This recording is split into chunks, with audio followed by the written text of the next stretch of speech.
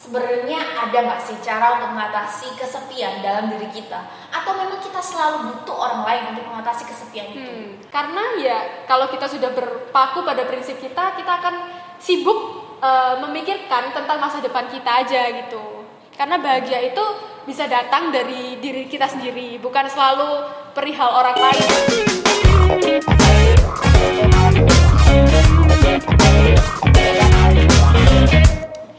Mari mengudara bersama kita, aku Vanes.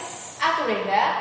Nah, hari ini kita bakal membicarakan tentang suatu hal yang cukup serius, yaitu tentang dampak yang diberikan adanya pandemi COVID-19 ini, tapi bukan dari sektor pendidikan, ekonomi, ataupun industri. Nah, sekarang kita akan membicarakan dampaknya bagi kesehatan mental remaja. Ya, salah satunya yaitu loneliness dan self-compassion di tengah pandemi pada remaja. Nah, loneliness sendiri tuh apa sih menurut para ahli nih? Kalau dari yang aku baca nih ya, ada dari penelitiannya Beck dan kawan-kawan dalam bukunya David G. Myers tahun 2012, itu adalah rasa kesepian yang sifatnya subjektif nih, dan kekhawatiran pribadi ini timbul dari dalam diri kita sendiri, yang mana kita merasa berbeda atau terasingkan dari lingkungan sosial kita. Lalu dalam Endang dan Nailul tahun 2010, Lake itu menyatakan bahwa kesepian itu terjadi karena tidak terpenuhinya kebutuhan untuk berkomunikasi atau melakukan interaksi sosial dengan manusia lain, sehingga kita tidak bisa menyatakan apa yang jadi perasaan dan pemikiran kita gitu, sehingga kita bisa merasa sendirian, kosong, dan kesepian gitu. Dan juga ternyata di Indonesia, di staf pengajar Fakultas Psikologi Universitas Yarsi bernama Ratih Arum Listiandini dan Universitas Negeri Sunan Gunung Jati Bandung Aryo Bima Fatoni meneliti bahwa lebih dari 20% mahasiswa kalangan remaja menuju dewasa mengalami gejala kesepian hingga depresi yang berlebihan. Hal ini disebabkan oleh PSBB dan PPKM. Nah, mungkin karena PSBB dan PPKM ini membatasi gerak kita di dunia luar, sehingga kita itu sebagai remaja merasa tidak bisa lagi berkreasi, tidak bisa lagi berkomunikasi dengan teman-teman kita yang tadinya kita nongkrong, ya kan, main-main, menyatakan apa yang jadi pemikiran kita ke manusia lain, jadi nggak bisa. Akhirnya kita merasa kesepian dan kosong, lalu menjadi depresi gitu. Sebenarnya ada nggak sih cara untuk mengatasi kesepian dalam diri kita? Atau memang kita selalu butuh orang lain untuk mengatasi kesepian itu? Ada dong. Apa sih itu?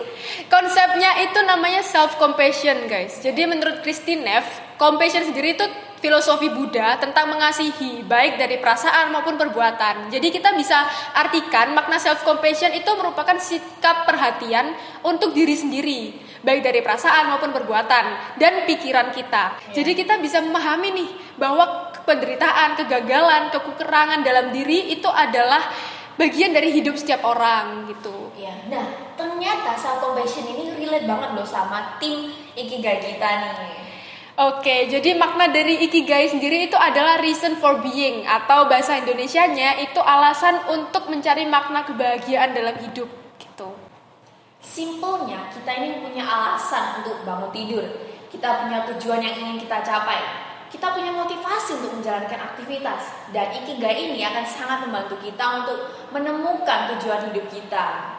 Nah, jadi dalam Ikigai sendiri itu ada 4 hal yang harus kita perhatikan, teman-teman. Yang pertama, kita harus menemukan sesuatu yang bisa kita lakukan. Yang kedua, sesuatu yang bisa kita lakukan itu haruslah kita cintai atau sukai. Jadi kita enjoy melakukan sesuatu itu. Lalu yang ketiga, yang bisa kita lakukan dan bisa kita cintai itu haruslah dibutuhkan oleh dunia. Percuma kan kalau kita melakukan sesuatu yang kita enjoy tapi nggak ada manfaatnya, buat apa gitu. Nah, yang terakhir nih, sesuatu yang dibutuhkan dunia itu haruslah bisa menghasilkan untuk kita, atau bisa dibilang sebagai profesi atau pekerjaan gitu. Jadi saat kita sudah memahami konsep dari Ikigai, ini sangat ideal untuk membantu teman-teman keluar dari zona kesedihan. Saat kita fokus pada tujuan kita sudah menemukan apa sih yang sebenarnya kita cari dalam hidup ini, kita akan menemukan makna hidup kita sendiri. Jadi kita tidak lagi membutuhkan waktu kosong untuk memikirkan kenapa sih aku tidak bisa bahagia, kenapa sih aku merasa kesepian. Karena ya kalau kita sudah berpaku pada prinsip kita akan sibuk memikirkan tentang masa depan kita aja gitu. Karena bahagia itu bisa datang dari diri kita sendiri, bukan selalu perihal orang lain gitu. Ya, dan jangan lupa di setiap jalanmu itu pasti ada orang-orang sekitar yang mendukungmu dan menolongmu. Ya, itu pasti ada keluarga, teman, dan orang-orang sekitar yang kamu kenal. Bahkan bisa juga guru-guru kita itu juga mendukung kita gitu ya. Kita bisa sharing ke mereka juga gitu. Tapi mungkin kita sebagai manusia itu kita nggak bisa nih selalu menemukan motivasi atau makna hidup kita sendiri. Nah, kalian bisa mencontoh motivasi orang lain dengan cara kalian bisa menonton YouTube. Nah, aku bakal share link di sini. Nah, itu filmnya bagus banget tentang motivasi yang bisa kalian temuin, dan juga banyak kegiatan atau lomba yang bisa kalian ikuti di luar sana. Kalian bisa menemukannya di sosial media. Lalu kalian juga bisa ikuti organisasi. Kalian bisa ikut juga webinar dan lain-lainnya. Oke, jadi semoga dari podcast kita ini juga bisa membantu teman-teman untuk keluar dari zona kesepian kalian, mulai untuk move on lah dari kesedihan-kesedihan yang lalu dan bangkit dari rebahan melakukan sesuatu yang lebih produktif gitu ya. Dan terima kasih karena sudah menonton podcast kami dari awal hingga akhir. Sampai jumpa di lain waktu.